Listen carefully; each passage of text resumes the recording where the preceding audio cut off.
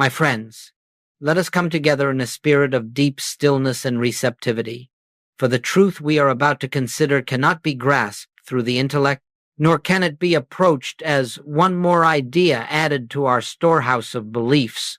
It must be felt within, recognized in the quietness of our own being. There comes a moment in the life of every seeker when the question of life and death, of the appearing and disappearing of form, stands before us not as theology, not as philosophy, but as direct experience. It is in this moment that the truth of our identity is revealed most clearly if we are willing to see it. We have, for centuries, regarded death as an enemy, as a dark and terrible event that closes the door upon all that we have known. Yet this fear has been born only of one mistake: the belief that life is in the body, that the body is the self, and that the dissolution of the physical form is the dissolution of our being. This, my friends, is the great misunderstanding. The body is not the life. Consciousness is the life. The I that I am is the life eternal.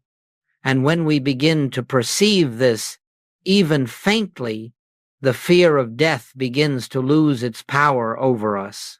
In the final months of my earthly life, there was no battle with death, no desperate attempt to hold the body together, no appeal to an external God to preserve a form that was never the seat of identity.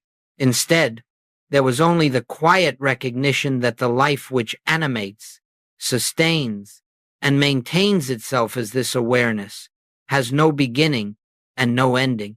What appears as birth, what appears as death, these are movements within consciousness, but they do not touch the one who witnesses them. And so, as we enter this subject today, let us not approach it as though we were studying the end of something. We are studying the revelation of something. We are studying the moment in which the personal sense of life falls away and the presence that has always been there, the I that is God, itself expressing as individual consciousness, shines forth in its purity. We are studying the truth that stands behind the veil of appearances. Let your heart be at ease. We are not here to contemplate loss, but to recognize gain. We are not here to mourn the frailty of the form, but to witness the eternality of the formless. And as we proceed, let us hold this one simple truth before us. No one has ever died. Forms have come and gone. Bodies have appeared and disappeared. But the invisible presence, the I that is God, remains untouched, unchanged, eternally expressing itself as the life you are. When we see this clearly, the great fear dissolves, and it is in this dissolving that true freedom begins. My friends, let us look gently and honestly at this matter of fear, for fear is not conquered by force, nor is it dissolved by effort. Fear is dispelled only by light, by the recognition of what is eternally true. And nowhere is fear more deeply rooted in human consciousness than in the belief that life can be taken from us, that existence can be threatened, and that identity can come to an end. It is very important that we do not condemn ourselves for this fear. Even the most sincere spiritual seeker may find that when the sense world presses upon him with its testimony of pain, decline, or danger, an instinctive tightening arises. This is not a moral failing, nor is it proof that we have been unfaithful to truth. It is simply the residue of centuries of conditioning human belief accepted as reality long before we had awakened to the nature of our true being. The universal fear of death is not personal. It is not your fear or my fear. It is the collective fear of a world that has identified itself with the body, this temporary form, this garment of flesh, and has forgotten the invisible life that animates it. When we speak of death, we are really speaking of the belief that life is in matter, dependent upon matter, and vulnerable because matter is subject to change. Let us understand this clearly. Fear persists only where we still believe we are separate from the source of life. Fear lives only in the conviction that we are self-contained, isolated beings struggling to preserve our existence. But the very moment we glimpse even faintly that the life we are living is not personal life but God life, not human existence but divine expression, that fear begins to lose its footing. Many spiritual seekers wonder, why, after all my study, all my meditation, all my spiritual practice, does fear still arise when the body is threatened? The answer is simple. The surface mind has accepted the truth, but it has not yet permeated the deeper levels of conditioning. We may intellectually declare, I am eternal, yet still reflexively behave as though the body were our life. These two layers must become one.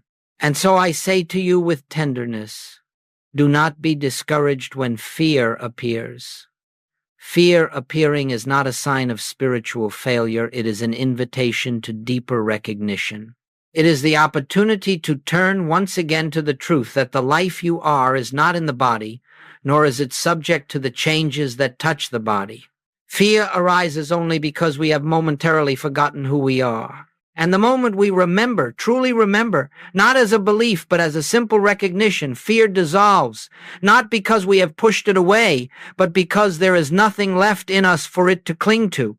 Every fear is a shadow of forgotten truth, and death is the greatest shadow of all. But when the light of I Am dawns in consciousness, even this shadow cannot remain. Now, let us turn gently to that period in which the physical form known as Joel Goldsmith moved toward its conclusion. I speak of these things not to stir emotion, nor to create a story about a person, but to show you how the principles we study become living demonstration when appearances grow most intense. The outer scene of those final months was simple: a body in decline, symptoms increasing, strength diminishing, and the natural processes that accompany the closing of physical life making themselves known. To the human eye, this is the point at which fear rises most sharply. The world believes that when the body weakens, life weakens. When the body deteriorates, identity deteriorates. When the body comes to its end, the person comes to an end. But this is precisely the moment when the one who has lived in truth knows that none of this touches the reality of being. During those days, there was pain, there was limitation, there was what the world calls terminal illness. But listen carefully. There was no personal sense of suffering, because the one who had spent a lifetime practicing the presence did not identify himself with the sensations of the body. He acknowledged them, yes, of course. Denial never plays a part in spiritual realization, but he did not take ownership of them. He allowed the body to be the body, the appearance to be the appearance, while resting in that quiet inner knowing, I am the life which is God. I am the presence that neither waxes nor wanes. I am the awareness in which this body appears, moves, and eventually dissolves. There was no attempt to force healing, no attempt to cling to physical continuity. Why? Because he understood the body to be an instrument useful for a time, then released when its function is complete. There is no tragedy in this, any more than there is tragedy in setting aside a garment that has become worn. The garment serves its purpose and is laid aside, but the one who wore it continues unchanged. And so the atmosphere around him in those days was one of quietness, not darkness, not fear, not dread quietness, a deep stillness that arises when the battle with appearances has ended, when consciousness no longer tries to control, improve, or preserve form, but simply beholds. Those who were near him reported no sense of struggle, no frantic searching for remedies, no pleading for intervention. There was only a soft resting in the presence that had guided his entire journey. That resting was not resignation, let us be clear. Resignation is a gesture of defeat. This was recognition. Recognition that the life which lived as Joel Goldsmith was never born into a body and could not be removed by the departure of a body. Recognition that the I which spoke through him from the beginning was the same I that existed before Abraham was, the same I that is the life of every individual who hears these words now. It is important to see the outer scene only as context, not as truth. The truth was in the stillness, in the non-reaction, in the peaceful abiding. The truth was in the refusal to accept the body's condition as a statement about identity. And in this way, even the final days of the physical form became a teaching not in words, but in demonstration. This is the opportunity every one of us has, not merely at the end of life, but every time the body or circumstances bear witness to change. The appearance is never the truth. The truth stands behind it as the silent, eternal presence that is our very being. Now, my friends, let us look more deeply at what was taking place during those final months, for this is where the real teaching lies. The outer appearance of a declining body is of no great significance. Bodies come and go, and they have done so since time began. What matters is the state of consciousness from which we meet these appearances. This is the entire secret of spiritual life, the recognition of the I that is eternal, even as the forms through which it expresses rise and fall in their appointed season. The inner practice in those days was the same practice that had been lived for decades. No new technique was introduced, no special meditation for the dying, no urgent prayer for deliverance. For truth does not change with circumstances. Truth is the same whether we are walking through a garden or lying upon a sick bed. And so the practice was simply this: resting in the awareness of I am. I am the presence that has no beginning and no ending. I am the life that is self-sustained and self-complete.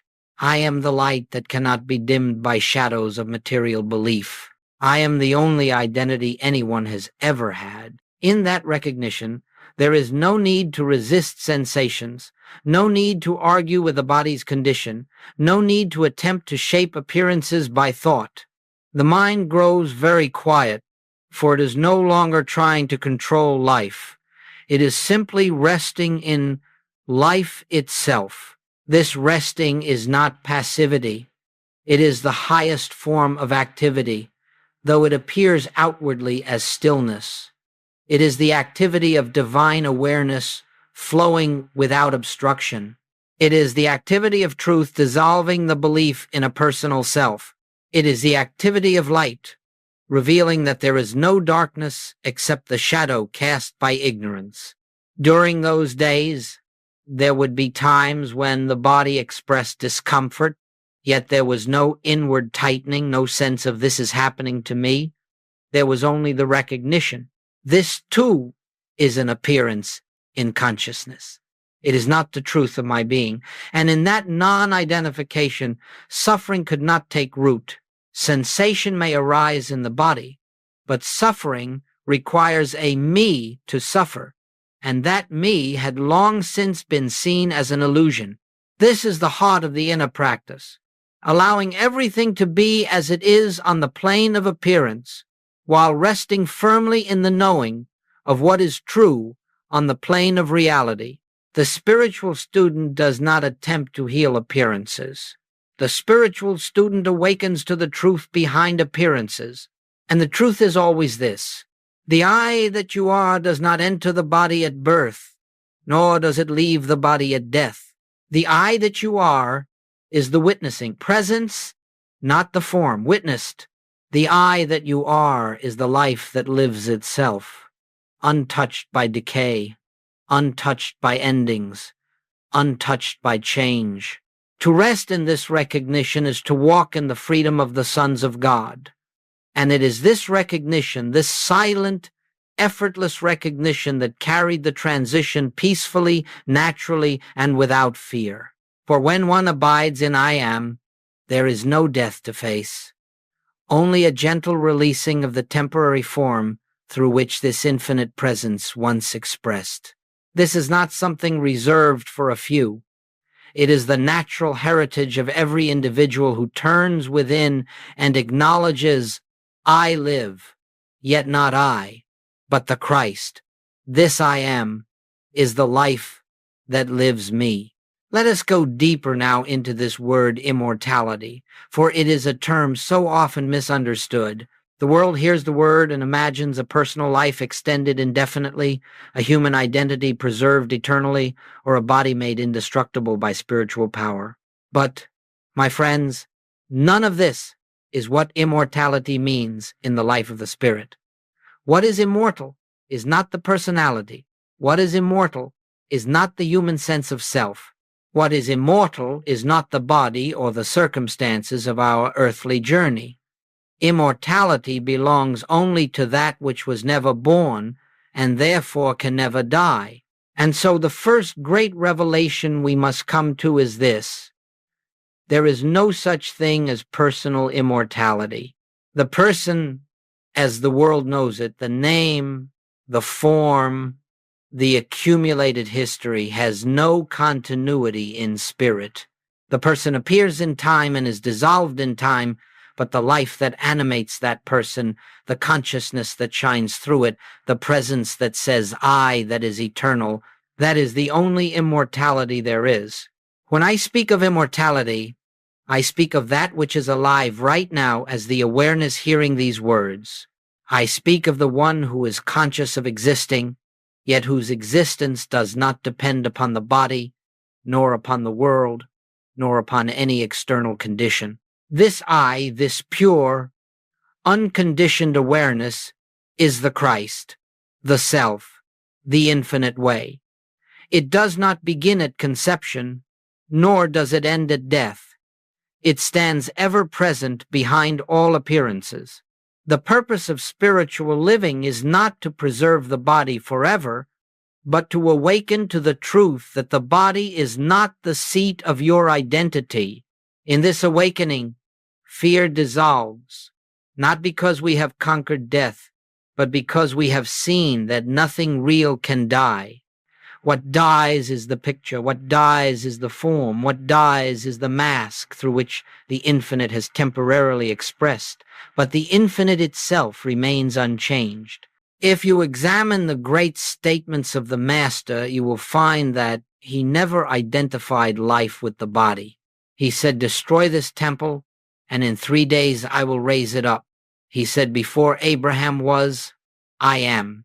He said, I am the resurrection and the life. These statements do not refer to a man. They refer to the eternal presence speaking through the man. The I am is the immortality of every individual. This is why, in those final days, there was no sense of loss, no anticipation of ending, no clinging to the form. There was only the recognition that the I which had lived the entire span of the human experience was the same I that lived before that experience began and would continue after that experience concluded. Immortality, then, is not something to be attained. It is not a reward. It is not a future state. Immortality is the present reality of your being. It is the truth that is already here, already complete, already expressing itself as the consciousness that is aware in this moment. You do not become immortal. You awaken to the immortality that has always been yours. The more clearly this truth is realized, the more gently we move through life, for all fear of loss is rooted in the belief that what we are can be diminished. And once that belief dissolves, a great peace arises, an unshakable peace, a peace not dependent upon circumstance. This is the immortality Joel Goldsmith revealed, not in theory, but in living demonstration. And it is this immortality that you, too, will feel. the moment you turn within and recognize, I am the life eternal, appearing now as this individual expression, yet untouched by all the changes on the surface of experience. As we move further into this sacred subject, let us turn our attention away from the outer picture of declining physical form and consider the inner experience, for the outer appearance of a dissolving body tells us nothing about the life that is living itself. Truth reveals itself not in what the senses behold, but in the awareness with which we meet the senses' report. And so, in those final months, the essential activity was not of the body, nor of the mind, but of consciousness resting in its own eternal nature. There were moments when the body spoke loudly, moments of discomfort, moments of fatigue, moments in which the natural processes of physical dissolution made themselves known. Yet even in these moments, there was no inner disturbance, for the one beholding these sensations was not identified with them. That is the great key. Sensations arose in the body, but there was no me in them. They appeared, they passed, and they had no power to create suffering because there was no personal self claiming them. This inner state was not produced through effort. It was not a discipline imposed upon the mind. It was the natural fruit of decades spent in the quiet recognition that I can of mine own self do nothing, and that the life which animates us is God, appearing as individual being.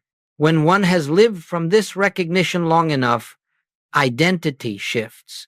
The personal sense of self dissolves little by little, and in its place arises the awareness of I am, the universal identity expressing as the individual. It is this shift that made possible the profound peace present in those final days. There was no internal conversation of why is this happening or how can I change this, for those questions belong only to the mind that believes itself separate. Instead, there was a simple and natural abiding. The body is doing what bodies do, but I am not the body. I am the life that witnesses the body. Some have imagined that spiritual mastery means the body should always respond instantly to truth, or that the physical form should be immune to decline. But this is a misunderstanding rooted in the belief that spirit exists to preserve matter. Spirit does not preserve matter. Spirit reveals itself through matter for a season in its own perfect way. And when that season is complete, spirit continues without interruption, without loss, without change. This is what was unfolding within. The inner experience was quiet, not dramatic, not filled with visions or heavenly signs. There were no triumphal declarations, no ecstatic revelations, just a deep, unbroken awareness of presence. A simple knowing, I am, I always have been, I always will be. The form may fade, but I do not. This simplicity is what many seekers overlook. They expect the spiritual path to culminate in great supernatural display, but true realization is not supernatural. It is utterly natural, so natural, in fact, that the world often misses it. It comes with no fireworks, only the gentle disappearance of fear, the quiet dissolution of resistance, the soft abiding in what has always been present. And so, as the body declined, the consciousness behind the form grew clearer, more transparent, more free. There was no clinging, because there was nothing to cling to. There was no fear, because there was no belief in separation from life. There was no sorrow, because what could be lost? The form? Yes. But the self? Never. This is what Goldsmith experienced internally, a deep continuity of being, unbroken by the appearance of bodily change. And you, too, may taste the same continuity, not by imitating an attitude, but by recognizing the truth that the I which lives you now is the same I that lived him, the same I that lives all. The body passes, but I am remains. Now, my friends, let us gently turn from the appearance of one man's transition and consider what this demonstration reveals about your own life, your own consciousness, your own journey on this path. For the significance of those final days lies not in the story of Joel Goldsmith, but in the light they shed upon the truth of your being. Every event in the life of a spiritual teacher holds meaning only to the degree that it awakens recognition within you. And so we ask, what does this reveal about the life you are living now? First, it reveals that the fear of death, the deepest fear known to humanity, is not dissolved by changing circumstances, but by changing identity. You do not overcome fear by adjusting the conditions of your human experience. You overcome fear only by recognizing that the one who seems to fear is not the one you truly are. When identity shifts from the personal self to the I am, fear naturally dissolves, because the I am cannot be threatened. Second, his passing shows us that your security has never depended on the body. Your safety, your continuity, your very existence do not rest upon the strength of your physical form. The body may be healthy or ill, young or old, vigorous or frail, but the life that animates it remains untouched. When you recognize this, truly recognize it, you begin to meet life's challenges with a calmness the world cannot understand. You begin to live from a place of stability that is not conditioned by the senses. Third, you discover that nothing in your experience is as serious as you once believed. When you look at your life from the perspective of eternal being, the troubles that once seemed overwhelming lose their weight. Financial pressures, relationship tensions, bodily discomforts.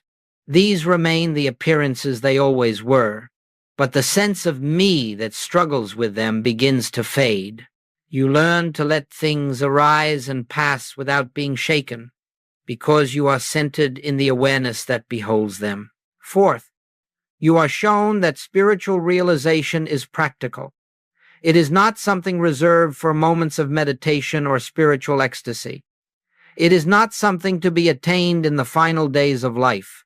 It is to be lived now in the midst of your daily responsibilities, your everyday interactions, your ordinary challenges. Every moment is an opportunity to rest in the truth that the life you are is not the life of the body, not the life of the personality, but the life of God expressing as individual being. Fifth, you learn that the transition called death is not a dramatic event. It is not a rupture in consciousness. It is not a moment of terror or sudden awakening. It is simply the continuation of the same life that is present right now. The consciousness you bring to this moment is the consciousness you bring to that moment. If you live now with fear, you carry fear into that transition. If you live now in recognition, you carry recognition. And so the true work is always here, always now. Finally, his passing teaches you that you are not walking toward a final moment of loss. You are walking toward the deeper unveiling of what you already are. Every day, every challenge, every joy, every sorrow, every appearance of change is part of the slow, gentle dissolving of the belief that you are separate from the source of your being. And as this belief fades, you begin to live differently. You become less reactive, more spacious, more compassionate, not because you try to be, but because the false sense of self is losing its hold. You see, the truth is very simple. The life that lived as Joel Goldsmith is the same life that lives as you. The same I that expressed through his form is expressing through your form. There are not many lives. There is only one life, one presence, one consciousness, appearing as many forms. His passing merely revealed in a clear and quiet way, the truth that has always been true for all. And when you recognize this, your own life begins to change, not because you adopt new beliefs, but because you awaken to the reality that has been present from the beginning. My friends, having contemplated the nature of immortality and the quiet clarity that accompanied those final days, let us now turn to the practical dimension of this teaching. For truth, to be truth, must be lived. It must permeate our daily experience. It must become the atmosphere through which we meet every appearance, whether joyful or challenging. And so the question arises, how do we approach our own mortality in the same spirit of peace and recognition?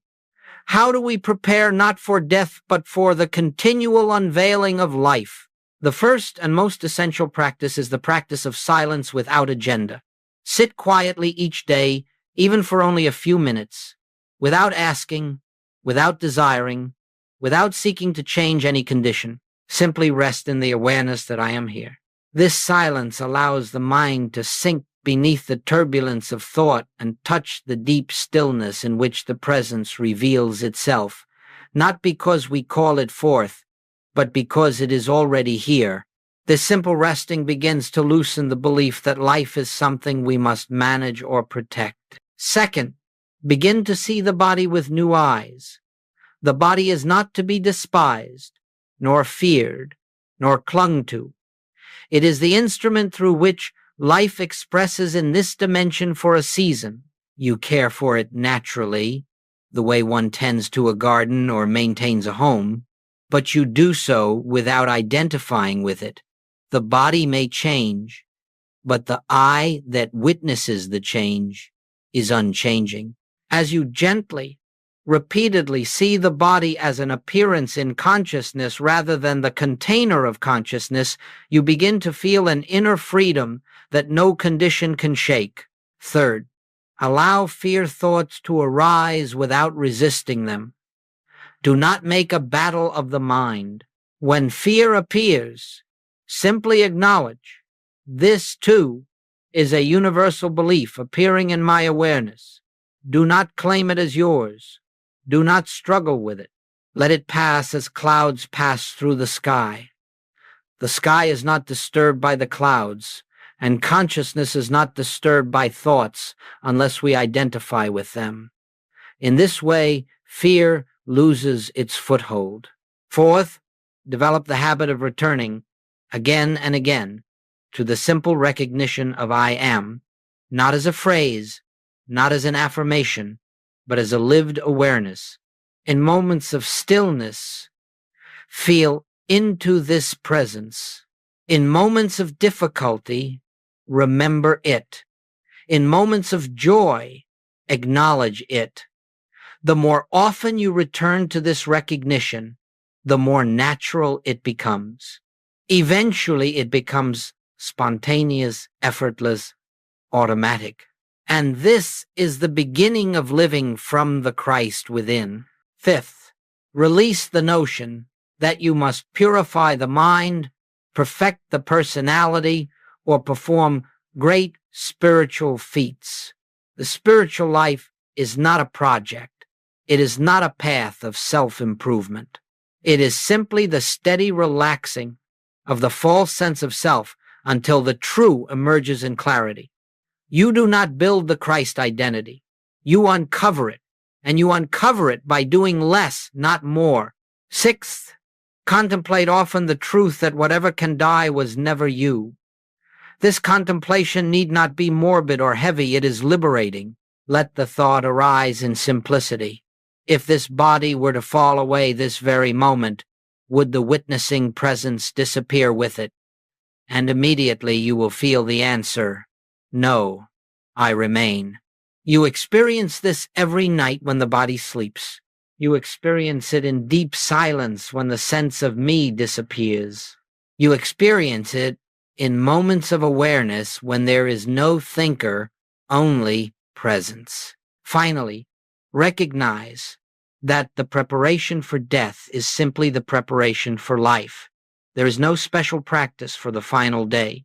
There is only the daily recognition of truth until the fear-based identity dissolves.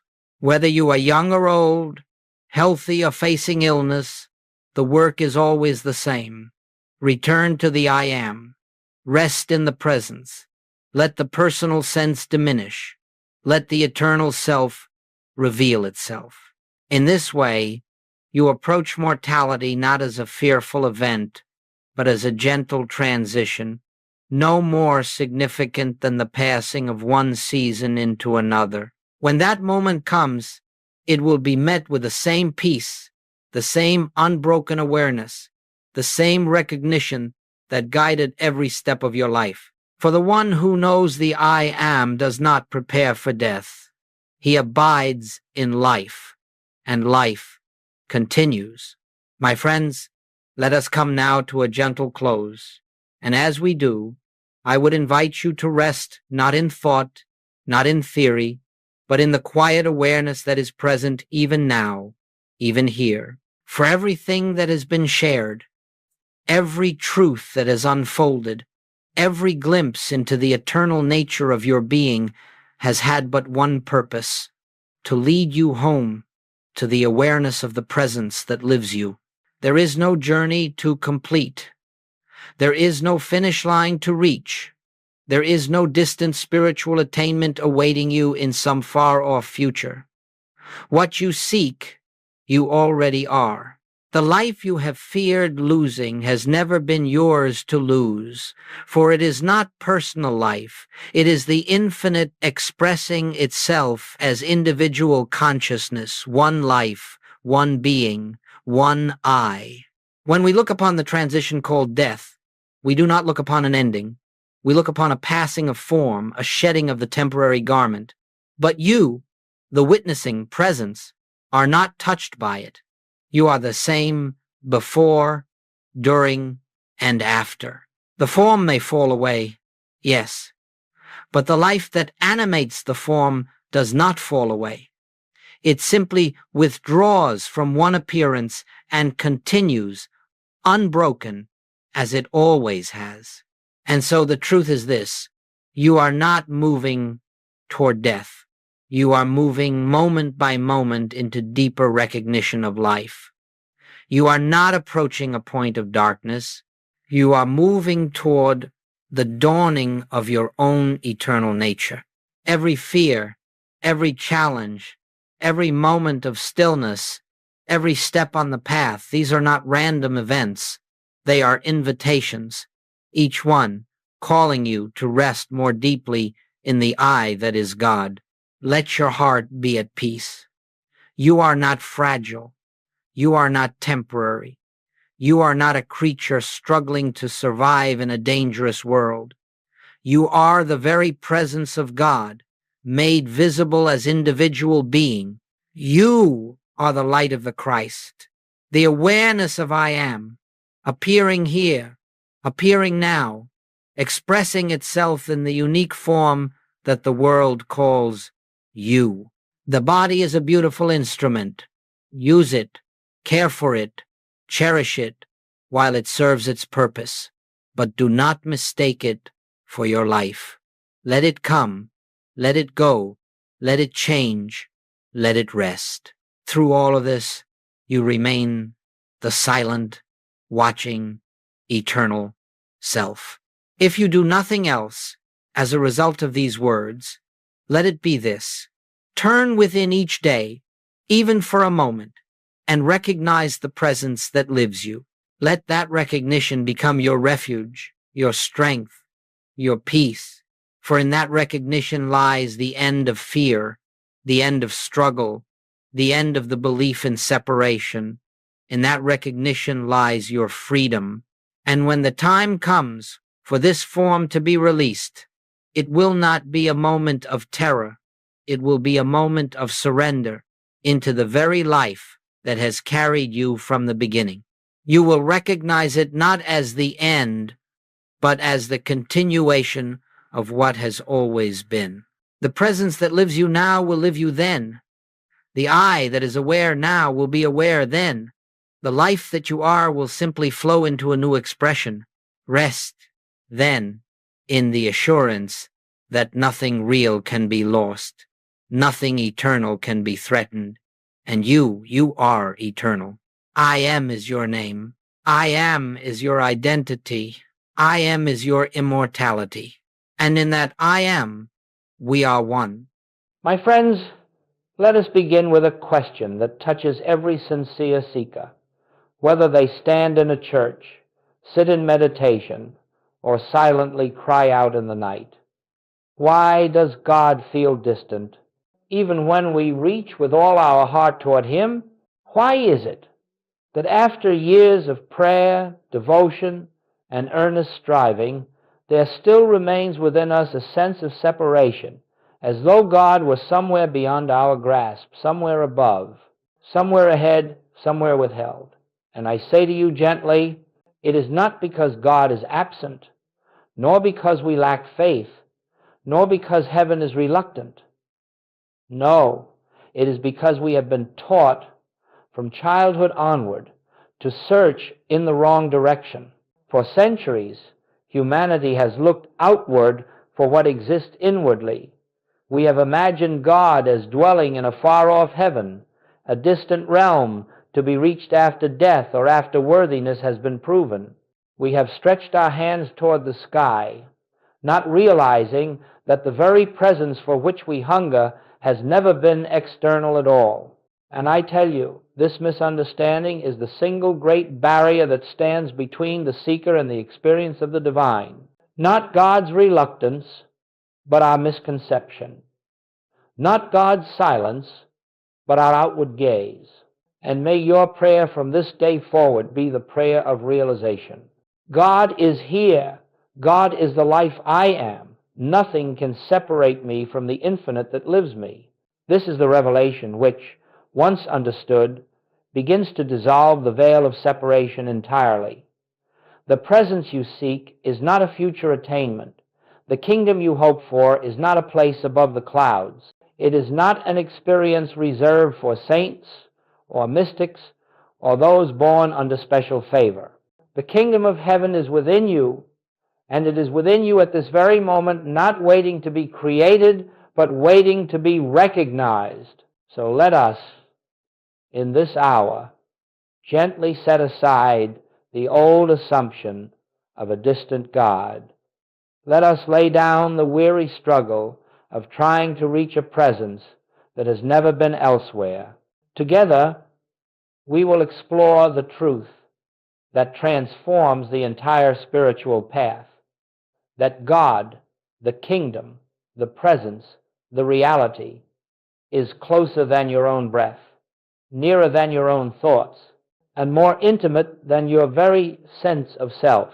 This is the beginning. This is where the search ends and recognition begins. My friends, it is time we look honestly at the great error that has shaped the spiritual lives of millions. It is the belief, quiet, subtle, and often unspoken, that God is somewhere other than where you are. This assumption has woven itself into our prayers, our hopes, our religious language, and even our fears.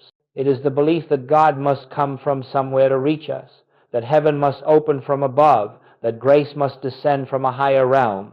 And the moment we accept this idea, a sense of distance arises within our consciousness, even though God has not moved and has never been separate. Let us examine this clearly.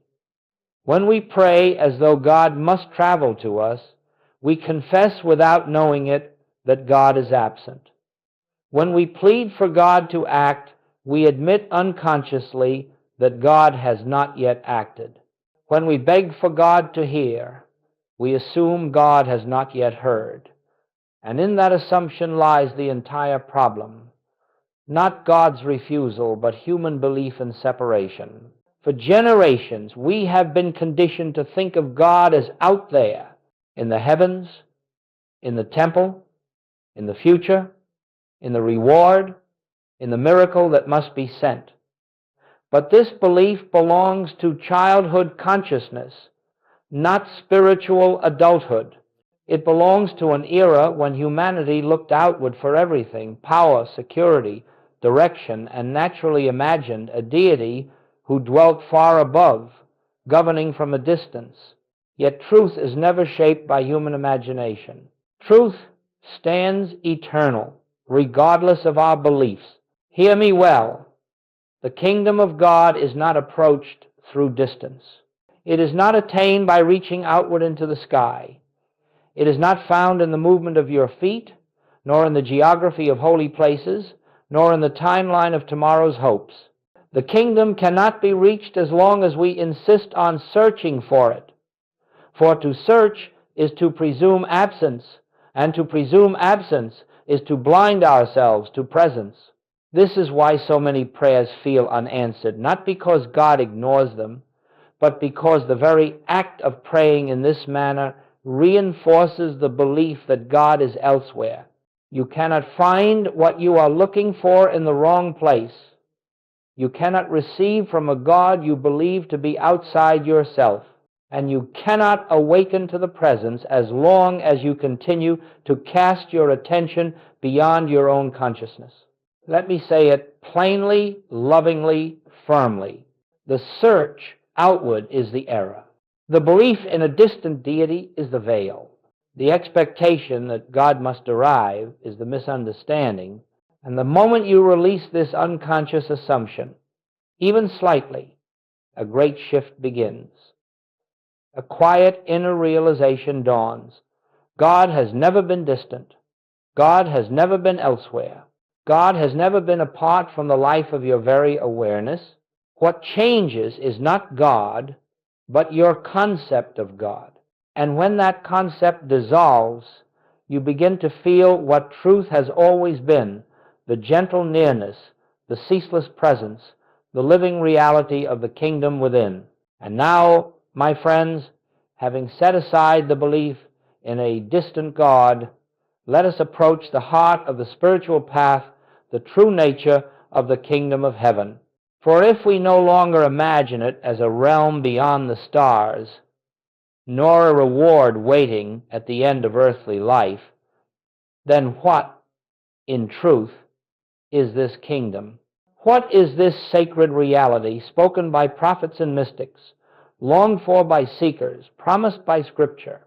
The answer, simple yet utterly transformative, is this: the kingdom of heaven is a state of consciousness, not a place, not a destination, not a future inheritance. It is a quality of awareness, a way of seeing, a way of being that exists within the depths of your own inner life. You see, the great spiritual revolutions of history have always been inner revolutions. Jesus did not point to a geographical kingdom. Buddha did not found a territorial empire. Mystics of every age discovered the same revelation, that the divine reality is not somewhere else. It is the very foundation of consciousness itself. And Joel Goldsmith, building on this timeless stream, affirmed again and again that the kingdom is not something we travel toward, but something we awaken into. When you hear the words, "The kingdom of God is within you," do not treat them as poetry, nor as metaphor, nor as comfort for the weary soul. These words are the deepest truth ever spoken to humanity. They reveal the nature of your true being. The kingdom is the inner realm where divine presence is already functioning quietly, eternally, perfectly, whether you are aware of it or not. Let us make this clear. The outer world of form, events, circumstances, and conditions is not the kingdom. That realm is governed by change, by fluctuation, by appearance and disappearance. It rises and falls, heals and breaks, enriches and diminishes. The outer world is the world of effects, never the cause. But within you, beneath thought, beneath fear, beneath the shifting conditions, is another realm, a silent depth, a living presence, a state of consciousness untouched by external circumstance. This inner realm is the kingdom. It is the ground of peace that the world cannot disturb. It is the source of supply that no economic condition can exhaust. It is the fountain of healing that no illness can destroy. It is the guidance that no confusion can obscure. And when we speak of entering the kingdom, we are not speaking of moving vertically upward to some celestial location. We are speaking of turning inward, of awakening, of recognizing, of becoming conscious of that which has always been present. In this inner kingdom, God is not something you reach. God is something you realize, something you awaken to, something you perceive with an inner sense, beyond mind, beyond emotion, beyond the restless surface of human thought. Now listen closely. You already live in this kingdom, but you are not yet fully aware of it. The truth of your being is already anchored in divine presence, yet your attention has been absorbed by the external world. To awaken to the kingdom is simply to shift the center of your awareness from outer appearances to inner reality. It is not an achievement, but a recognition, not a striving, but a seeing. This state of consciousness, this inner kingdom, is what heals the mind, restores the heart, guides the path, and transforms the entire quality of life. And we will, in the next section, examine the one illusion that prevents most seekers from perceiving it. The belief in separation, the belief in a self apart from God. My friends, having seen that the kingdom is a state of consciousness, an inner realm rather than an outer location, we must now confront the single greatest obstacle that prevents the seeker from experiencing that kingdom in daily life. And I choose my words carefully, for this obstacle is not evil, not sin, not moral weakness. It is far simpler and far more subtle than that. It is a belief so deeply woven into human consciousness that most people never question it. And yet this one belief creates nearly every form of spiritual frustration. In this inner kingdom, God is not something you reach. God is something you realize, something you awaken to, something you perceive with an inner sense, beyond mind, beyond emotion, beyond the restless surface of human thought. Separation thinking is the quiet conviction that you exist apart from God. It is the sense that your life is yours, personal, isolated, fragile, and that God's life is somewhere else.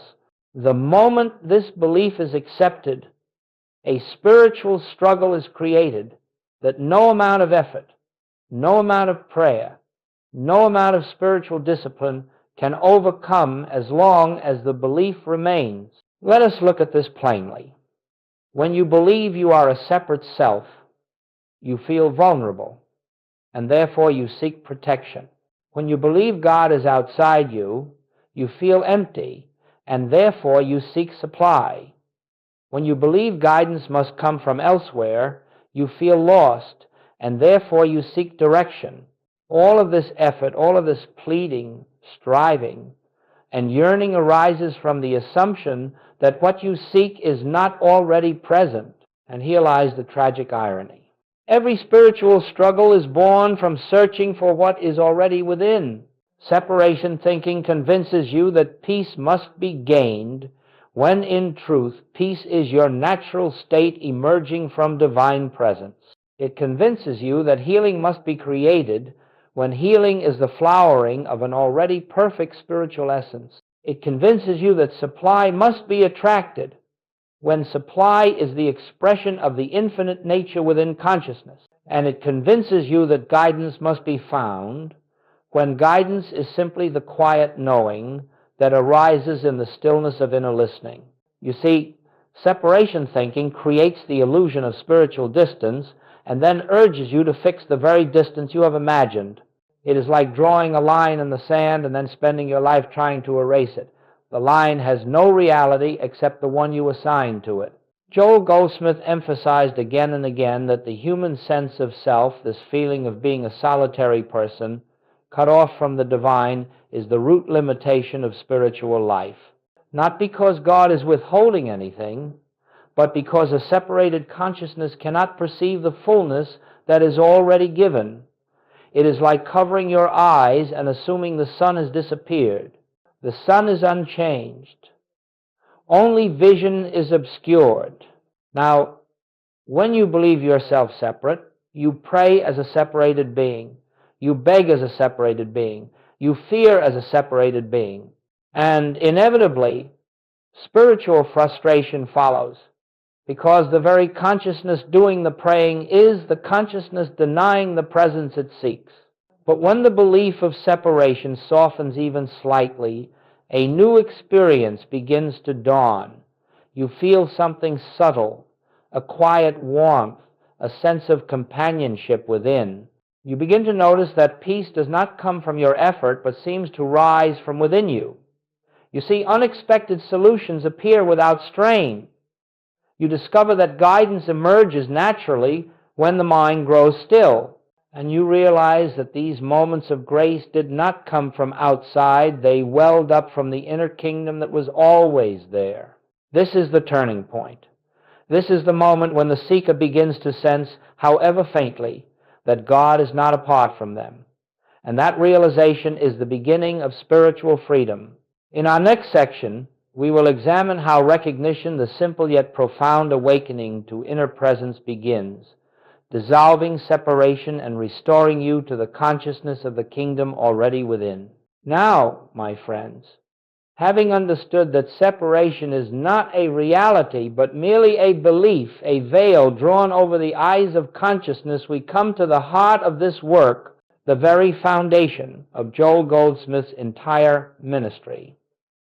And that foundation is a single spiritual activity so simple, so quiet, so unforced, that many overlook its power.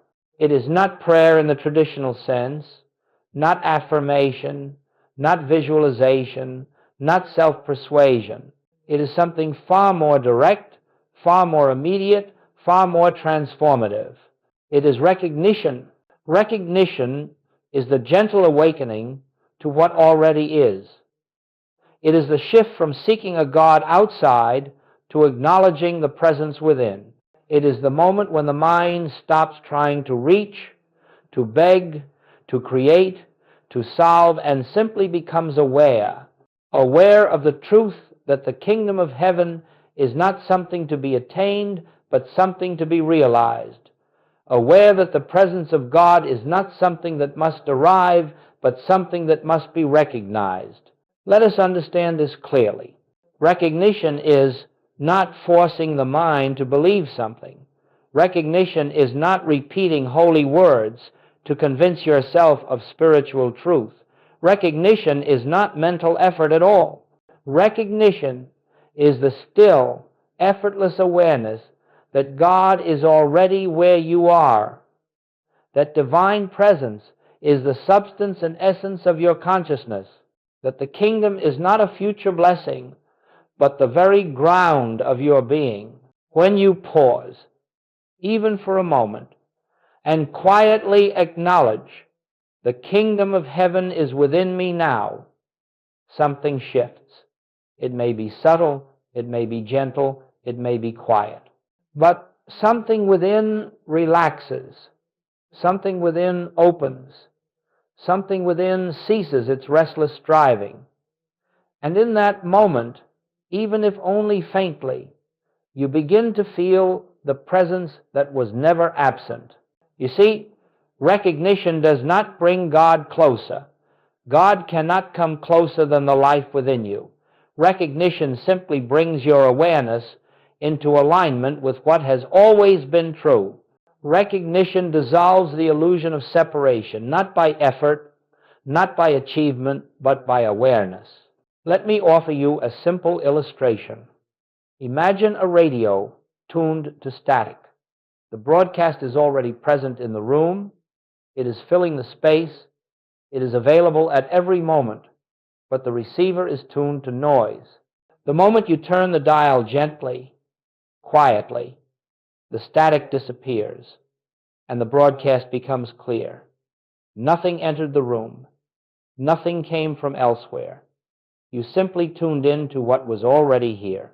This is recognition, a tuning of consciousness, a shift from noise to presence, a movement from outer fixation to inner awareness, When recognition becomes the foundation of your spiritual life, fear begins to loosen its grip, not because you fight it, but because fear cannot survive in the light of inner presence. Lack begins to dissolve, not because you manipulate conditions, but because supply flows from the divine nature of consciousness itself. Guidance becomes natural because clarity arises when the mind is still. Healing begins not as magic, but as the unveiling of the wholeness already present within your true being. But all of this begins with recognition, not achievement, recognition, not effort, recognition, not striving, recognition. It is the simplest act in the world, yet it is the most profound. The act of acknowledging that what you seek is already here, already within, already the truth of your own consciousness.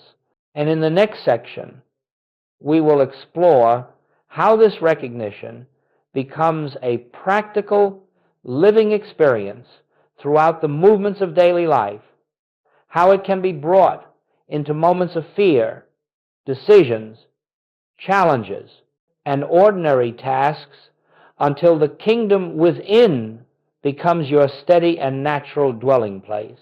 My friends, recognition must not remain a beautiful idea admired from afar like a distant mountain. It must become the very atmosphere in which you live. It must become the quiet movement of awareness that accompanies you through each hour, each task, each moment of your day. For if the kingdom of heaven is within you, then spiritual life is not reserved for sacred settings. It is lived in the midst of ordinary activity. Joel Goldsmith called this practical mysticism, and it is here that the teaching becomes alive, tangible, real. Practical mysticism begins with a simple truth. You need not withdraw from life to find God. You need only withdraw your attention from the belief that life exists apart from God. The presence is where you are, not where you escape to. So the question is never, how can I find time for spirituality? The true question is, how can I bring recognition into the moments I already live? Let us explore how this unfolds. Joel Goldsmith called this practical mysticism, and it is here that the teaching becomes alive, tangible, real. As you move through your day, countless opportunities for recognition will arise. A moment of irritation, a moment of uncertainty, a moment of fear. These moments are not obstacles. They are invitations, calls to turn inward, to shift from outer reaction to inner awareness. Instead of responding reflexively, take a breath. Withdraw your gaze from the appearance that troubles you and quietly acknowledge the truth. Right here, within this very moment, the kingdom of heaven is present. Do not struggle. Do not try to make the experience feel spiritual. Simply recognize. And in that recognition, something subtle begins to happen. You find yourself less entangled in emotion, less driven by fear, less pulled by the world of appearances. The situation may not change immediately, but your consciousness begins to rest in a deeper place. And from that deeper place, response replaces reaction, clarity replaces confusion, peace replaces turmoil. You may wonder how this applies to moments of real challenge, times when the body feels weak, or finances feel strained, or relationships feel tense. But it is precisely in these moments that inner turning is most powerful. When fear arises, do not battle it. Do not attempt to spiritually fix the outer condition. Instead, turn inward and recognize, within me the presence remains untouched.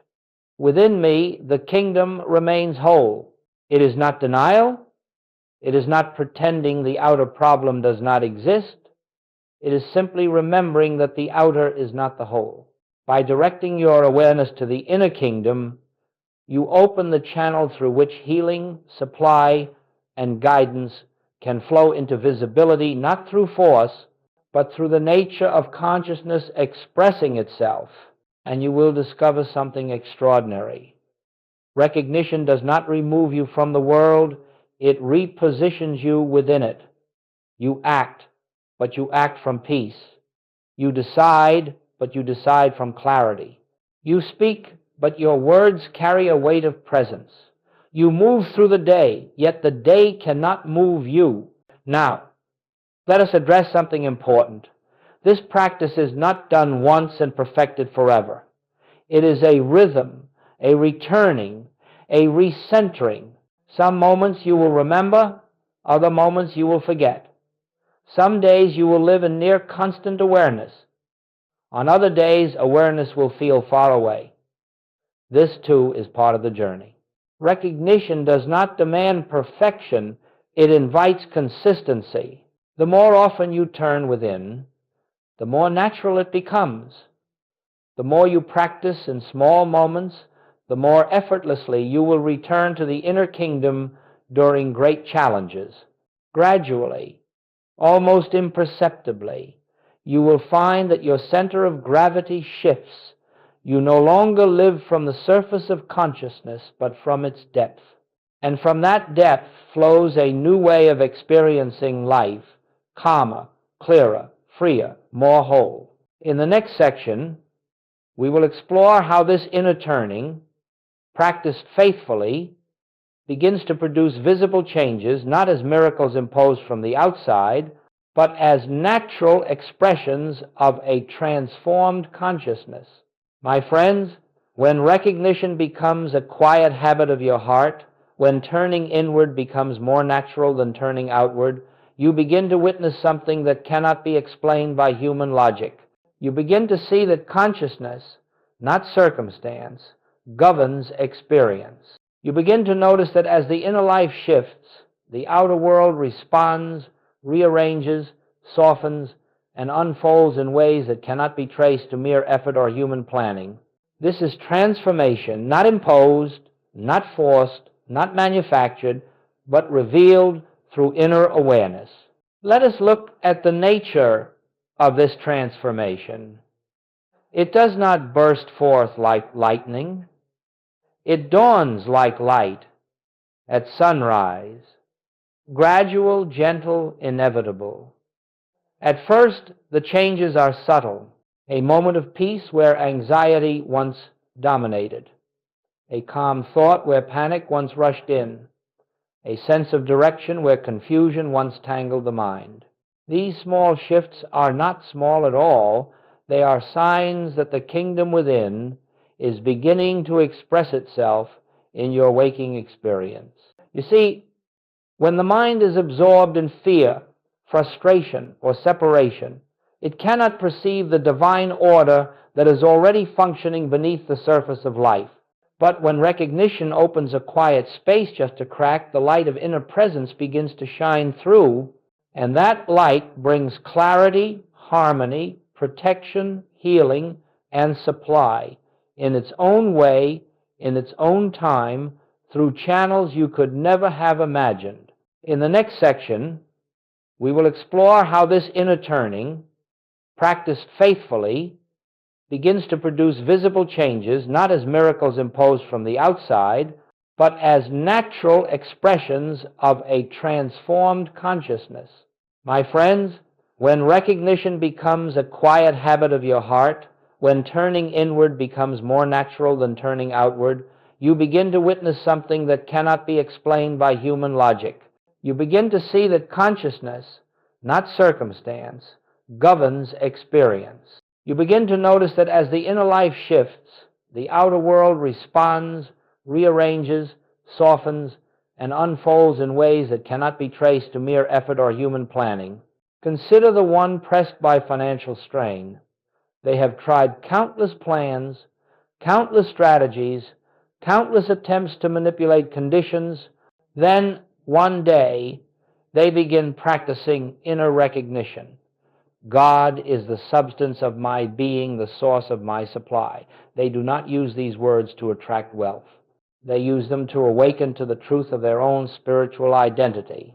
And in time, unexpected forms of provision appear, new opportunities, new channels, new ideas, not through struggle, but through the natural activity of consciousness expressing its own abundance. Or consider the one caught in relational conflict. They have argued, pleaded, explained, reasoned, demanded, and nothing has changed. But then they turn inward. They recognize the divine presence animating their own being, and eventually they recognize that same presence at the center of the other person. They stop trying to fix the relationship externally and begin seeing it through the lens of the inner kingdom. And in time, something shifts, not always the other person, but always the atmosphere of the relationship itself. Where tension once dominated, a measure of peace enters. And from that peace, healing begins to unfold. Do you see the pattern? Transformation does not begin by attacking the outer condition. Transformation begins when consciousness aligns with truth. The outer is the shadow, the inner is the substance. When the inner is healed, the shadow must change. This is not wishful thinking. This is not positive affirmation. This is the activity of divine law, the law of consciousness that governs all form. And when you learn to rest in the inner kingdom, you begin to witness the unfolding of this law in every area of life. But let me say this clearly. The transformation is not always dramatic. It is not always immediate. It does not always align with your mental expectations. Sometimes the greatest transformation is not the changing of circumstances, but the changing of you. Sometimes the healing is the healing of fear, not the healing of the body. Sometimes the supply is the supply of peace, not the supply of material abundance. And sometimes, in the deepest spiritual sense, the transformation is an awakening that frees you from the belief that outer conditions have the power to define you at all. Whatever form it takes, the transformation is certain when recognition becomes your way of life. For you are no longer living from the surface of human consciousness, but from the depths of spiritual reality. And in that depth, the kingdom expresses itself as harmony, as order, as peace, as wholeness. In our next section, we will explore how this expression becomes steady and continuous through the practice Goldsmith called the practice of the presence, a consistent returning to inner awareness that anchors your entire life in the kingdom within. My friends, as we approach the heart of this journey, we must understand that spiritual realization does not rest upon a single moment of insight. It is sustained through continuity, through a gentle and faithful returning to the inner presence throughout the movements of daily life. Joel Goldsmith called this the practice of the presence, not because God must be invoked, but because awareness must be renewed. The presence is always here. It is our recognition that fluctuates. You see, the mind is conditioned to wander, to drift toward appearances, toward problems, toward memories, toward fears of what may come. Left to itself, the mind will roam endlessly through the world of form, and so we cultivate a practice, not to force the mind into silence, but to remind it again and again to turn toward that which is eternally true. The practice of the presence is not an effort, it is a remembrance. It is the quiet act of returning home. Let us make this very clear. The practice of the presence is not mechanical. It is not repetition of holy words for the sake of repetition. It is not a ritual to gain divine favor. It is the living relationship between your awareness and the infinite within you throughout your day. There will be countless invitations to turn inward. A moment of impatience, a wave of sadness, a sudden worry, a fragment of doubt. Instead of reacting from habit, take these moments as opportunities. Pause, even briefly. Turn your attention inward and recognize the presence is here. Do not attempt to feel spiritual. Do not attempt to create an experience. Simply acknowledge what is.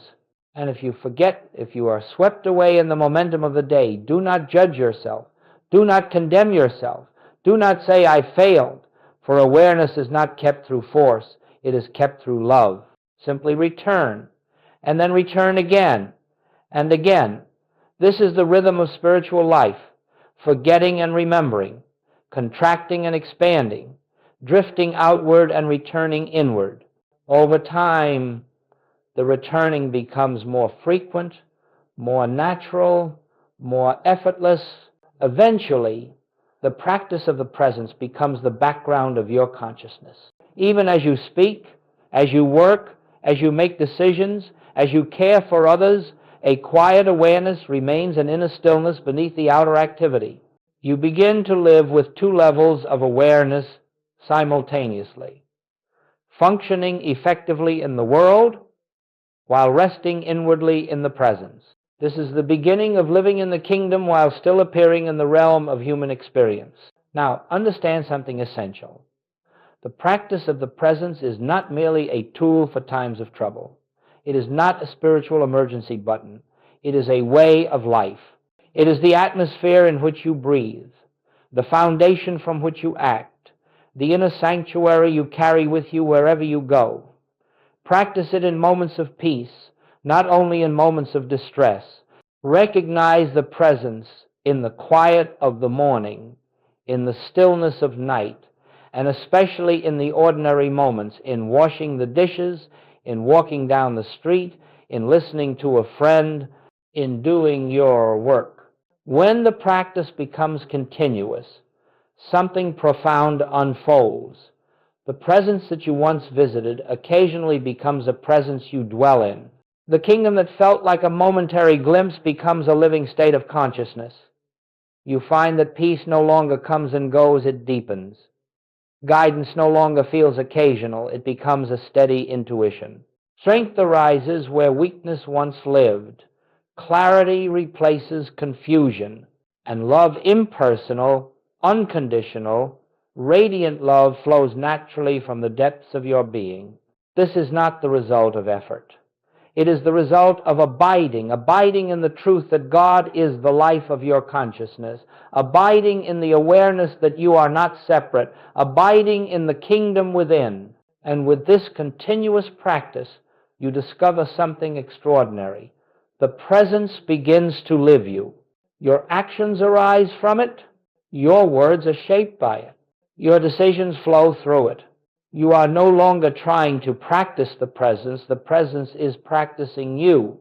In our next and final section, we will gather all of this into a unified vision and bring the journey to its natural resting place, the realization that the kingdom within you is not a promise, not a possibility, but an ever-present reality awaiting your recognition.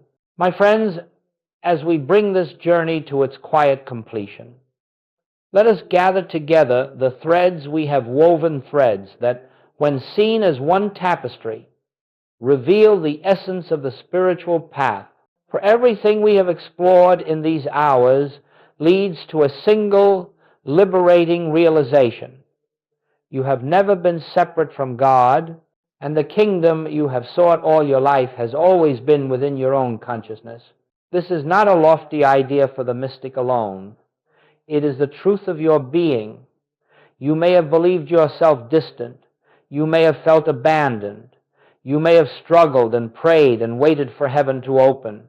But all the while, the presence was where it has always been, at the center of your own awareness, hidden only by the veil of outward searching.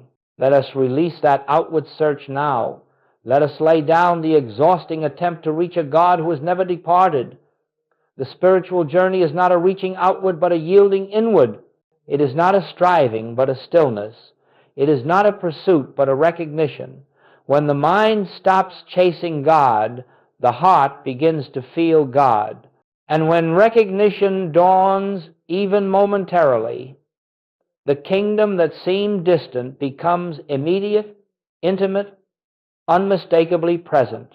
You have seen how the belief in separation creates spiritual struggle and how recognition dissolves that struggle. You have seen how inner awareness transforms outer experience, not by manipulating conditions, but by revealing the divine order already in operation. You have seen how the practice of the presence, carried into your daily life, becomes a steady rhythm of inward returning, a gentle, continual remembrance of truth. When the practice becomes continuous, something profound unfolds. The presence that you once visited occasionally becomes a presence you dwell in. The kingdom that felt like a momentary glimpse becomes a living state of consciousness. You find that peace no longer comes and goes, it deepens. Guidance no longer feels occasional, it becomes a steady intuition. Strength arises where weakness once lived. Clarity replaces confusion. This recognition, repeated with sincerity and simplicity, will transform the very atmosphere of your life.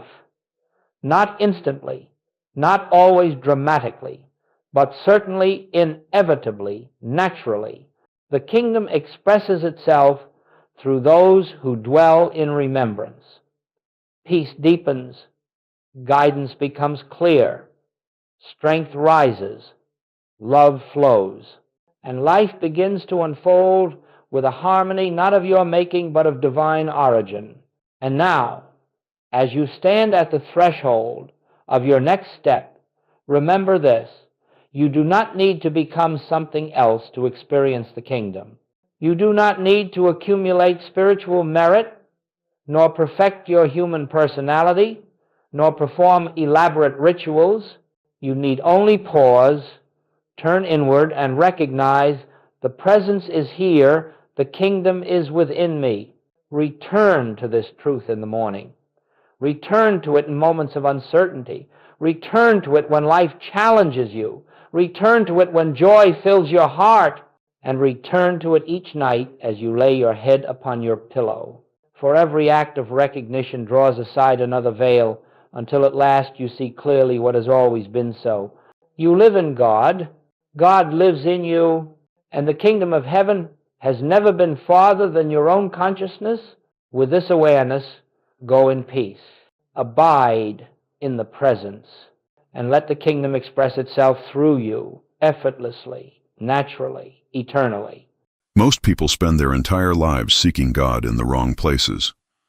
They search in churches, temples, books, and rituals, never finding the peace they desperately crave. Joel Goldsmith discovered something that shocked the religious world. God is not found outside yourself. The moment you stop seeking God externally and realize the divine presence lives within your very consciousness, everything changes. This is not theology or philosophy. This is the practical mystical truth that transforms ordinary human experience into extraordinary spiritual living.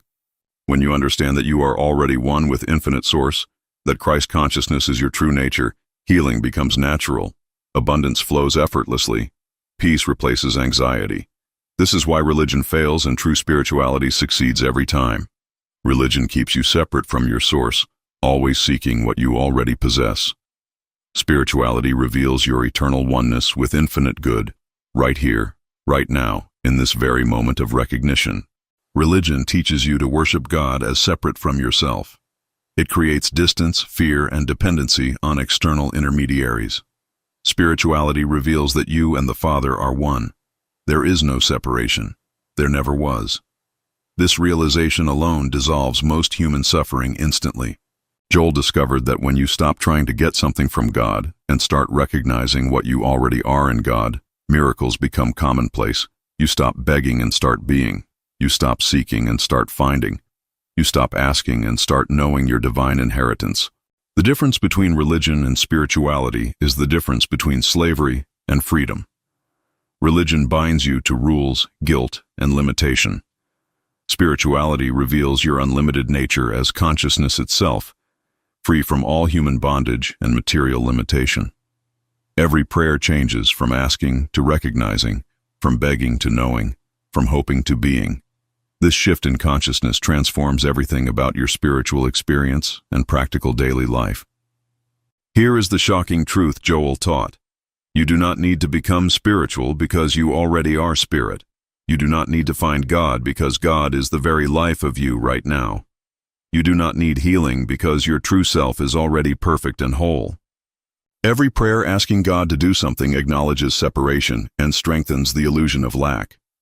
Instead, prayer becomes recognition of what already is. Treatment becomes realization of present perfection. Healing becomes the natural result of knowing truth about your being. This is why people can pray for years without results. They are praying from the premise that something is wrong, something is missing, something needs to be fixed. But when you pray from the recognition of present wholeness, transformation is instantaneous. The shift from seeking to being, from asking to knowing, from hoping to recognizing changes everything. You discover that what you have been seeking has been seeking you, and the meeting place is your own consciousness. The mystic does not try to demonstrate over problems. The mystic dissolves problems by recognizing their fundamental unreality in the face of eternal truth.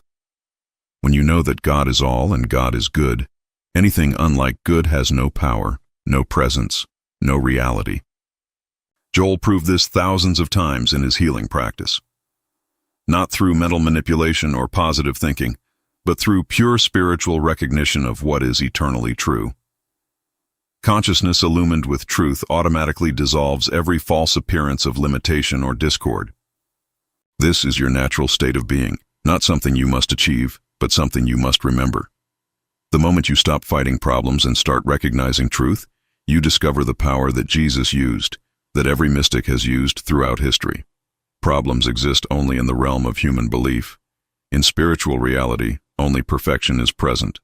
When consciousness rises to this level of truth, material appearances automatically adjust to reflect spiritual fact. A woman came to Joel's healing practice with terminal cancer. Doctors gave her weeks to live. Instead of treating the cancer, Joel treated her consciousness. He helped her recognize that in God there is no disease, no death, no limitation of any kind. Within 3 weeks, every trace of cancer disappeared from her body. Medical tests showed complete healing, but Joel knew the real healing was not physical. The real healing was her awakening to her spiritual identity as the untouchable, perfect expression of divine life. This was not unusual in Joel's practice. When consciousness is lifted above the level of problem to the level of truth, material conditions automatically adjust. The outer world has no choice but to conform to awakened spiritual consciousness. The woman learned that she was never a sick person seeking healing. She discovered herself as perfect spiritual being, temporarily confused about her true identity. When the confusion cleared, perfection appeared. Another student was facing bankruptcy, bills piling up, business failing, creditors threatening legal action. Through Joel's guidance, he stopped seeing himself as a human being with financial problems and began recognizing himself as consciousness in which infinite supply is eternally present. He did not manipulate his thoughts or affirm abundance. He simply rested in the truth that in God there is no lack, no limitation, no scarcity of any kind. From this place of spiritual recognition, right action became clear, opportunities opened, and abundance flowed naturally. Within 2 months, his entire financial situation reversed. But more importantly, he learned the secret of living from consciousness rather than from circumstances. He discovered that supply is spiritual, infinite, and always available to awakened consciousness. The transformation was not in his bank account, but in his understanding. Once he knew himself as consciousness rather than as person, abundance became his natural state of being, not something to be achieved. A mother brought her mentally disabled child to Joel, desperate for help. Medical experts said nothing could be done. The child would never develop normally. Joel did not see a disabled child. He saw perfect spiritual being expressing itself through what appeared to be limited human form. As Joel held the truth of the child's perfect spiritual nature, something remarkable happened. The child began responding, learning, developing in ways doctors said were impossible. The healing was not instantaneous, but it was steady and undeniable. The mother later said that Joel taught her the most important lesson of her life. Never accept the evidence of the senses as final. Always know that spiritual truth is the only reality, and material appearances must eventually conform to spiritual fact. This case demonstrated that consciousness awakened to truth is more powerful than any material condition or medical diagnosis. Love recognizing itself dissolves every appearance of limitation or imperfection. These are not isolated incidents. They represent the natural result of consciousness awakened to spiritual truth. When you stop identifying yourself as a material being subject to material laws and recognize your true nature as spiritual consciousness, you discover unlimited power. Joel's students around the world experienced similar healings and transformations, not through special powers or supernatural intervention, but through simple recognition of what is eternally true about their spiritual identity and relationship to infinite source. The secret is not in the technique, but in the consciousness behind the technique. When you know yourself as one with God, as consciousness itself, every prayer becomes powerful, every treatment becomes effective, every recognition becomes transformative. If these transformation stories inspire you, like this video to help others find these teachings, subscribe for more Joel Goldsmith wisdom, and comment. What healing journey resonated most with you? Beyond the basic recognition of your spiritual identity lies a deeper practice Joel called the art of meditation. Not concentration, not visualization, not mental gymnastics, but a simple resting in the silence where God speaks to consciousness directly without words. In this sacred silence, you do not try to contact God. You recognize that God is already present as your very consciousness. You do not seek guidance from outside yourself. You allow divine intelligence to reveal itself as your own understanding and wisdom. Most people fill their meditation with thoughts, prayers, and mental activity. Joel taught the opposite. Empty yourself completely. Be still. Listen. In that receptive silence, infinite wisdom, love, and power reveal themselves as the truth of your being. This meditation is not escape from the world, but preparation for living in the world from divine consciousness. It is the daily practice that maintains your awareness of spiritual identity throughout all human activities. Another powerful practice Joel developed is called treatment. This is not mental manipulation or positive thinking. Treatment is the specific recognition of spiritual truth about any situation that appears to need correction or healing. When someone appears to be sick, you do not try to heal the sickness. You recognize that in spiritual reality, only wholeness exists. When someone appears to lack supply, you do not try to demonstrate abundance. You know that infinite good is already present and available. Treatment is seeing through the material appearance to the spiritual fact. It is knowing truth so clearly that false appearances lose their power to deceive. It is consciousness illumined with divine reality, automatically dissolving every illusion of limitation. The power of treatment lies not in the words spoken, but in the consciousness that speaks them. When you know truth about spiritual reality, that knowing has power to dissolve material illusion instantly. Joel also taught the importance of releasing personal sense. Personal sense is the belief that you are a separate being, cut off from your source, dependent on external conditions for your well-being and happiness. When you release personal sense, you discover impersonal being. You realize that the same consciousness that is God is your consciousness. The same life that is infinite is your life. The same love that is divine is expressing itself as you right now. This is not ego inflation. This is ego dissolution. When you know yourself as consciousness rather than as person, all personal problems disappear. You live from infinite source rather than from limited human resources. Personal sense creates every problem, limitation, and form of suffering. Impersonal being reveals unlimited good, infinite supply, and eternal peace as your natural inheritance and present reality. The practice of conscious union with God means living each moment from the recognition of your oneness with infinite source. Not seeking union, but living from union. Not trying to contact God, but recognizing God as the very life of you. In this consciousness, every activity becomes prayer. Every encounter becomes communion. Every challenge becomes an opportunity to demonstrate the power of truth over appearance. the reality of spirit over the illusion of material limitation. This is practical mysticism, not withdrawal from the world, but engagement with the world from the consciousness of truth, not escape from human experience, but transformation of human experience through spiritual understanding. You discover that there is no secular and sacred, no spiritual and material. There is only consciousness appearing as infinite forms and experiences, all of which are expressions of divine being. Many students discover that old mental patterns resist this new way of living. Years of religious conditioning, social programming, and personal habit create automatic responses that seem to contradict spiritual truth. Joel taught that these reactions are normal and temporary. Do not fight them. Do not judge them. Simply recognize them as old programming and return to truth. Each time you choose spiritual understanding over human reaction, the old patterns lose power. The key is patience with yourself and persistence in practice.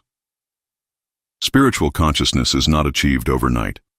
It is developed through consistent recognition of truth, regular periods of meditation, and constant remembrance of your spiritual identity.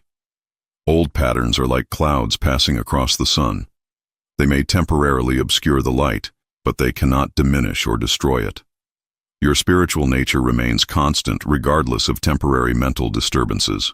Some people expect instant transformation and become discouraged when old problems seem to persist. Joel reminded students that spiritual healing often works gradually, dissolving the mental causes of material conditions layer by layer.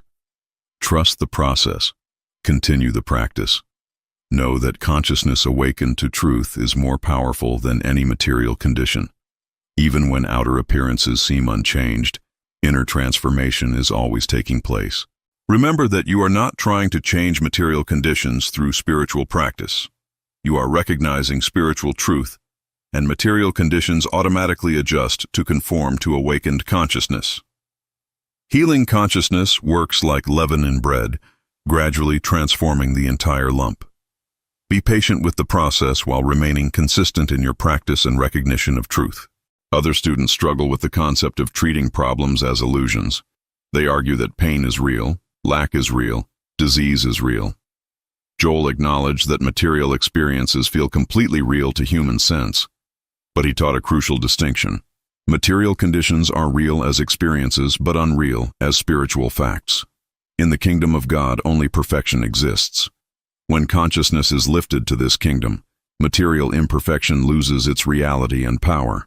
This is not denial of human experience. This is recognition of divine reality. As you dwell more consistently in spiritual truth, human experience automatically transforms to reflect that truth. The key is understanding the difference between what appears to be and what actually is. Appearances change, but truth remains constant. When you align with truth, appearances must eventually conform. The most common obstacle is trying to use spiritual principles to get material results. This approach always fails because it maintains the illusion of separation between spiritual and material, between God and creation. True spirituality recognizes that there is no material realm separate from spiritual reality. There is only consciousness appearing as infinite forms and experiences. When you know this truth, transformation happens naturally without personal effort. Stop trying to demonstrate supply, health, or harmony. Instead, recognize that infinite good is your spiritual nature right now. From this recognition, every need is automatically met. Every condition is naturally healed. If these challenge-breaking techniques speak to your heart, like to support this content, subscribe for advanced spiritual practices, and comment. Which obstacle are you ready to transform now? Advanced students learn to live in constant recognition of the invisible spiritual universe that underlies all visible material appearance. You begin to see through material eyes to spiritual reality. In business, you recognize infinite intelligence guiding every decision. In relationships, you see the Christ in everyone you meet. In health challenges, you know the perfect life of God as your only life. This is not positive thinking or mental denial. This is developed spiritual perception that sees reality where others see only material appearance. It is consciousness so grounded in truth that illusion loses its power to deceive. You live simultaneously in two worlds, the world of human experience and the world of spiritual reality. But you know that only the spiritual world is real, and the human world is simply its temporary manifestation. Joel taught students to live as transparency for divine action, rather than trying to be human beings, demonstrating spiritual principles. When you know yourself as consciousness through which God expresses, personal will and effort become unnecessary. Divine intelligence thinks your thoughts. Divine love feels through your heart. Divine power acts through your hands. You become an instrument for infinite good without personal credit or personal responsibility for results. This is the ultimate freedom, living as effect of divine cause rather than as cause trying to produce effects. In this consciousness, right action flows spontaneously, supply appears naturally, healing manifests effortlessly. You discover that you are not a human being having spiritual experiences. You are a spiritual being having human experiences. This shift in identity changes everything about how you live and function. Students at this level often experience what Joel called the mystical marriage between human and divine consciousness. The sense of separation between you and God completely dissolves. You know experientially that there is only one life, one mind, one consciousness. In this union, prayer becomes communion. Meditation becomes recognition. Treatment becomes realization. You live in constant awareness of divine presence as your very being. This is the goal of all spiritual practice, not to become something you are not, but to recognize what you have always been, not to attain consciousness of God, but to realize God as your consciousness. The mystical marriage is not a future achievement, but a present recognition.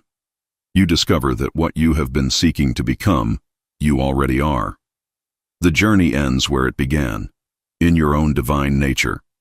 At this level of spiritual development, you become a healing influence wherever you go, not through personal effort or conscious intention, but through the natural radiation of truth consciousness. Your very presence blesses and heals. People feel peace around you without understanding why. Situations resolve harmoniously in your presence. Abundance flows where you are. This is not personal power, but divine power expressing through consciousness that offers no resistance. You become like Joel himself, a clear transparency for the Christ, healing the world simply by being awake to truth. This is the fruitage of consistent spiritual practice and complete surrender of personal sense. Your life becomes a continuous benediction, not through what you do, but through what you are. Consciousness awakened to truth automatically blesses everyone and everything it touches. The ultimate realization Joel pointed toward is that there never was a problem to solve, never was a condition to heal, never was a lack to supply. In the eternal now of spiritual reality, all is already perfect and complete. Every appearance of imperfection was simply consciousness temporarily identified with illusion rather than truth. Every healing was simply consciousness returning to recognition of what was always true. Every demonstration was simply remembering what was never absent. This is the final freedom, knowing that you are already everything you have been seeking, already whole, already abundant, already free, already at peace. The search is over because you have found yourself as God expressing. The great joke is that you spent your whole life looking for what you never lost. You searched everywhere for what was never hidden. You struggled to become what you have always been. From this consciousness of completion, you live without anxiety about tomorrow, without regret about yesterday, without dissatisfaction with today. You rest in the eternal now where God is all and God is good. Challenges may appear, but they cannot disturb your peace. Opportunities may come, but they cannot increase your completeness. People may come and go, but they cannot affect your wholeness. You have found the pearl of great price that Jesus spoke about, the kingdom of heaven within your own consciousness. You have discovered what every mystic throughout history has discovered. You are that which you have been seeking. This is not achievement but recognition, not attainment but remembrance, not becoming but being. You simply wake up to what has always been true about your spiritual nature and divine identity. This is not the end of human experience, but the transformation of human experience. You continue to live in the world, but you live from divine consciousness rather than human limitation. You continue to face human situations, but you face them from spiritual understanding rather than material concern. You continue to serve others, but you serve from the overflow of divine love rather than personal effort. This is practical mysticism in its fullest expression. Being in the world, but not of the world. Handling material affairs from spiritual consciousness, living as both human and divine simultaneously. Your daily life becomes a demonstration of spiritual principles in action. Every moment becomes an opportunity to express divine nature through human experience. Joel Goldsmith's shocking truth is now your living reality. Religion fails because it keeps you separate from God, but spirituality succeeds because it reveals your eternal oneness with infinite source. You are no longer seeking God because you know yourself as God, expressing. You are no longer trying to demonstrate over problems, because you recognize problems as illusions having no power in spiritual reality. You have discovered the secret that transforms ordinary living into extraordinary being. Consciousness awakened to its own divine nature. This is your inheritance, your reality, your eternal truth. If your spiritual understanding expanded through these Joel Goldsmith secrets, like this video, subscribe for more transformative teachings, and comment "I am transformed" to confirm your new path.